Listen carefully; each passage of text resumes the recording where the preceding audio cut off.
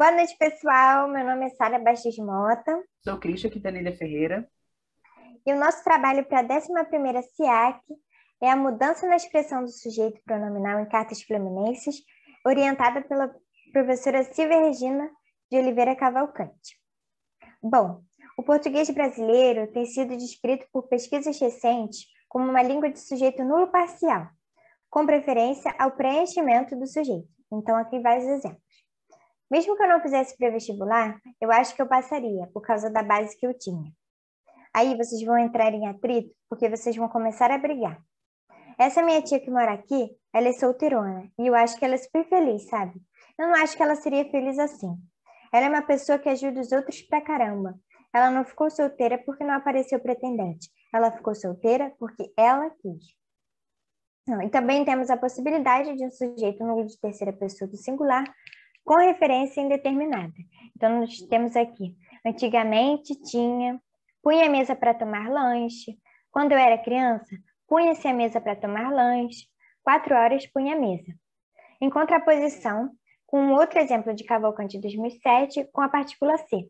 Hoje, o Carnaval do Rio se restringe à Avenida Rio Branco, com os blocos, ou então com o famoso sambódromo, aí onde que industrializou-se o Carnaval.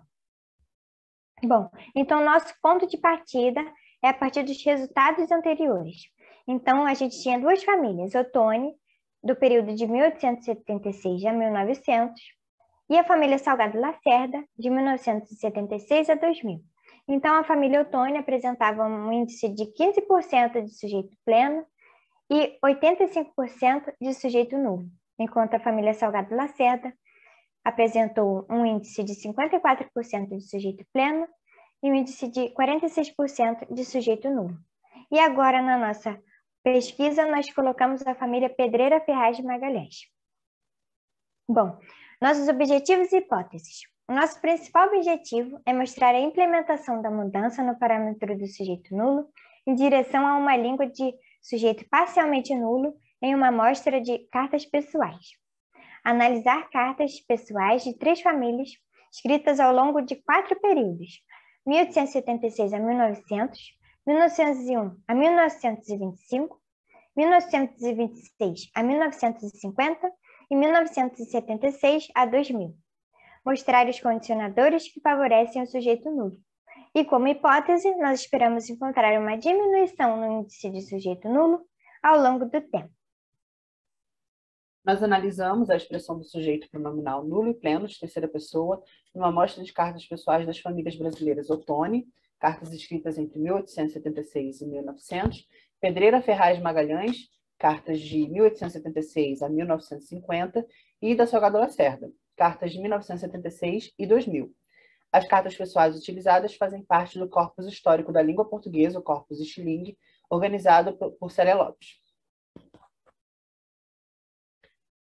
Falando um pouco, então, das famílias, né? A família Ottoni era uma família ilustre. O Cristiano Ottoni foi senador do Império, posteriormente senador federal, né? E ele é casado com a Bárbara Ottoni. No total, temos 38 cartas do casal, escritas entre 1876 e 1900, direcionadas aos seus netos.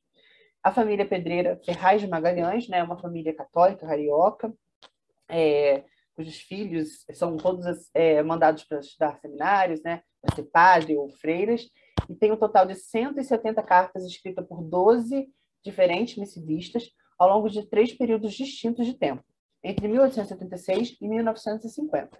Por fim, a família Salgado Lacerda não era uma família ilustre, e por isso nós preservamos o anonimato dos missivistas.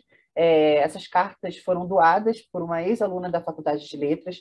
Temos um total de 61 cartas escritas entre 1976 e 2000 por 3 diferentes missivistas da família Salgado Lacerda. MSL, uma jovem que no momento em que ela escreve essas cartas, ela está nos Estados Unidos, né, e ela escreve para os seus pais aqui no Brasil. DSL, irmão de MSL, e AC. Foram analisados no total 8.885 dados de sujeito nulo e pleno, 718 da família Salgado Lacerda, 1.066 da família Pedreira Ferraz Magalhães e 101 do casal Ottoni. Os dados foram codificados e submetidos ao Goldbarb X para análise estatística. A variável dependente foi o sujeito nulo, e as variáveis independentes foram padrão estrutural do sujeito em relação ao seu antecedente, traço semântico do referente, tipo de oração, período de nascimento, período de escrita da carta e definitude do sujeito. Como resultado geral, né, total aqui, a gente vê que no total tivemos 71% de sujeito nulo nas cartas e 29% de sujeito pleno. Quando a gente vai comparar com outras pesquisas sobre sujeito nulo, por exemplo, Duarte, 1995, né, que fez uma pesquisa com base na fala espontânea, com informantes de ensino superior, ela teve um resultado oposto ao que nós tivemos aqui, né? Ela teve 71% de sujeito pleno e 29% de sujeito nulo. Isso acontece porque nós estamos analisando na escrita, né? E por várias razões, a implementação da mudança demora um pouco mais na escrita. Mas quando a gente analisa ao longo do tempo, a gente vê que houve uma diminuição, né, no índice do sujeito nulo. No primeiro período tínhamos 85%, depois foi para 79%, depois 75% e fechou no último período com 56%. E um aumento no índice do sujeito pleno, né, que saiu de 15% no primeiro período, foi para 21%, 25% e fechou em 44% no último período. Então, temos aqui exemplos de sujeito nulo, né? A tua cartinha última não tem data, mas pelas outras que vieram, vejo que foi escrita no dia 1º. E o segundo exemplo, fomos a Friburgo assistir a profissão de Amália, está radiante de alegria, vai para Natal. E temos também exemplos de sujeito pleno, né? Deixei Lulu e Ermelinda bons, eles falam muito na viagem. E o segundo exemplo, então estiveste com o Padre Gomes, ele sempre bom e delicado, voltará ele para o Maranhão. O programa Goldvarb X, né, selecionou 5 fatores relevantes para a nossa análise, são eles: traço de animacidade do referente, data de escrita da carta, padrão estrutural, tipo de oração e a definitude do sujeito. O sujeito nulo, então, em relação ao traço de animacidade, a gente tem a proposição como sendo o mais favorável, né, ao sujeito nulo, com 94%, e peso relativo de 0,977. Em segundo lugar, temos o inanimado, depois o animado, humano e, por fim, o Deus. A gente tem aqui um resultado, então, que confirma a hipótese da escala referencial de Cirino, do Articato 2000, né, segundo a qual, quanto mais humano, mais específico e mais referencial, mais a gente tende a preencher o sujeito pronominal. Temos aqui, então, o exemplo, né? Exemplo 1. Não te imaginas a pena que tive de não poder, Jeroninho, vir até aqui. Seria uma alegria muito grande. Não sou digna de tanto. Um exemplo quando o referente tem um traço de proposição, né? E, por fim, o exemplo 5. E peço ao nosso Senhor que as abençoe e faça frutificar de mais a mais, quando o referente tem o traço Deus. Agora, com relação à data de escrita, né, a gente vê que o primeiro período, né, é o com maior índice de sujeito nulo, peso relativo de 0,702, né? Depois vem o segundo período, o terceiro e o último período com peso relativo 0,228. E aqui alguns exemplos que nós temos do primeiro período, né? O exemplo 1, acabo de ler com muito pesar em uma carta de Ermelinda que tua mãe não passa bem e tem tido alguns acessos de febre. E o exemplo 4 do último período, como estão o senhor Nício e a dona Rízia? Espero que estejam bem, assim como a querida amiguinha Daniela. Bom, com relação ao padrão estrutural, nós podemos ver aqui que o padrão 1 tem o maior peso relativo, de 0,850. E ele é quando o antecedente está na oração precedente, mesma função controla a referência do sujeito da subordinada, seguido pelo padrão 2, 3, 4, 5 e, por fim, o 6, com peso relativo 0,169, que é quando o referente é a oração anterior. Então, nós vamos ver o exemplo. Hoje, Mon falou que vai me ensinar a jogar tênis. Aqui nós vemos que o referente está na oração antecedente e controla a referência do sujeito da subordinada. E o último exemplo, 6. Mais tarde, se der para você me mandar algum dinheiro, vou a São Francisco. E fica em $198. Isso é quando o referente é a oração anterior. Bom, em relação ao tipo de oração, O tipo de oração que mais favorece a presença do sujeito nulo é a segunda coordenada, com peso relativo de 0,671, seguido pela completiva, relativa, matriz, interrogativa encaixada, adverbial, clivada e, por último, a relativa livre, com peso relativo de 0,192. Então, nós vamos ver os exemplos aqui. O primeiro é de segunda coordenada.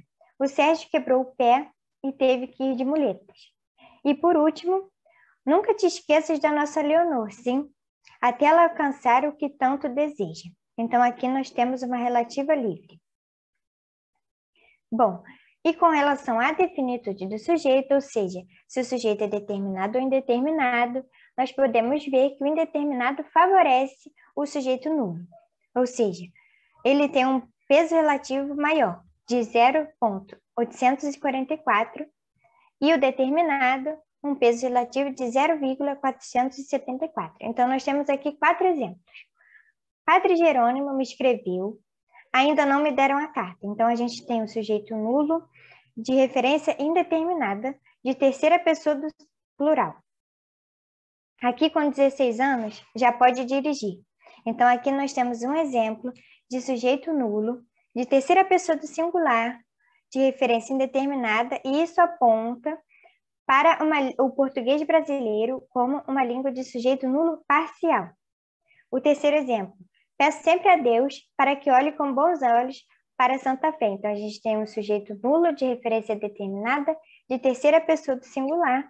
E, por último, recebi ontem as vossas cartas e muito prazer me causaram. Então, a gente tem um sujeito nulo de terceira pessoa do plural com referência determinada. As nossas considerações finais. A nossa análise permite verificar que houve uma mudança nas cartas pessoais. Ou seja, a gente pôde ver uma diminuição do percentual de sujeitos nulos ao longo do tempo, o aparecimento do sujeito nulo indeterminado de terceira pessoa do singular, o que aponta para a característica prodrop parcial, e os nossos próximos passos é analisar mais dados de outras famílias que constituem o corpus de cartas pessoais. Aqui estão nossas referências bibliográficas, nosso e-mail, e muito obrigada. Obrigado.